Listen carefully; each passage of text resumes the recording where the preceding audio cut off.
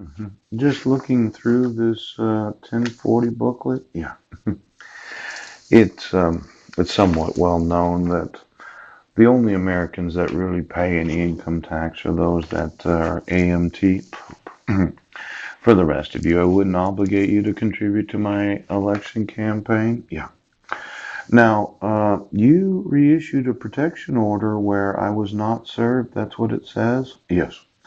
And there is no signature of the petitioner. Oh. There's no signature of the protected person.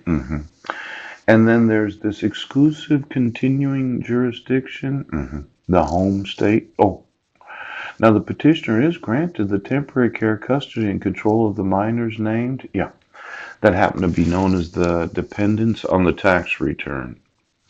Now, this idea that I have to have a mental health evaluation. See, there's a problem. I wasn't arrested in Washington State. Yes. I gave you a copy of the expungement order where my my record was expunged on Guam. Yes. hmm You actually had no jurisdiction to obligate me to any mental health evaluation. Now, when Heidi petitioned the court for dissolution of marriage, right, she had me arrested 4 days later. Yes. And when I was going through the trial, I was found not guilty. Now, you've never had any jurisdiction for mental health evaluation. I wasn't in Sequim, Washington, and I wasn't in Brennan, and I wasn't cyber stalking. Now, I did respond within the 90 days, and then she motioned the court for a default dissolution of marriage. Yes. Well, you decided that you would continue with the dissolution of marriage. Well, she claimed my sons as dependents on her tax returns. Yeah. And she's been doing that for 7.5 years. Probably this year she's planning on doing that. Yeah. And then I've been sending you emails for 3 years, and you said, well, as a citizen, I cannot tell you what to do, Judge. Well, you can get sued for tax fraud. Yes. For the illegal issuance of protection orders and the dissolution of marriage, where it gave her the legal right to claim my sons as dependents. Now, this morning I mentioned that I would have had something to say to her. Yes. And you thought, no, what we'll do is we'll arrest him and we'll say that he's incompetent. Yes. And I'm too incompetent to stand trial. Ouch. When you did have the evidence that I wasn't in Brennan. Yes. You did have the evidence that I wasn't in Swim. Yeah. And then you're going to cover all this up so that I'm not able to sue you for defrauding of the United States for the tax revenue right now. Yeah, now you're going to tax prison, you stupid fuck. Now, I've mentioned this in the past, okay? That I was not there. Oh, yeah. I was in this library on that day. Yes. From 10 to 5, I was at the Port Angeles Library, and I have emails to prove it. Yes.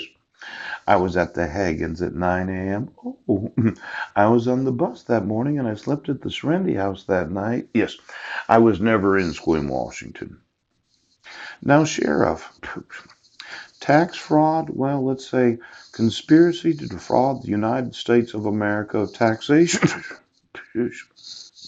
Could get a Class B felony. Oh.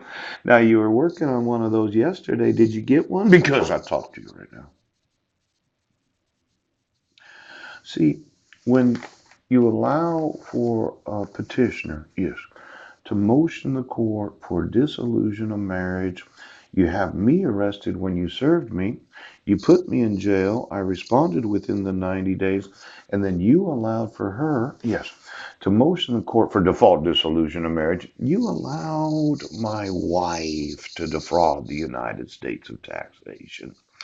There was never any jurisdiction. Oh, well, as far as I'm concerned, there are a lot of AMTers, yeah, that are going to get very upset today because when you, well, I remember during the actual Obama Mitt Romney presidential debates, yes, Mitt.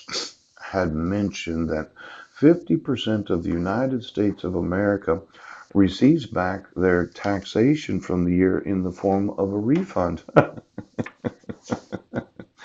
Now, there's all these different credits you can get. Yes. There's the credit for child and dependent care expenses. Oh, education credits, non-refundable credits, foreign tax credit. Ooch. And then there's, let's see here, Ooch. Additional adjustable income, educator expenses.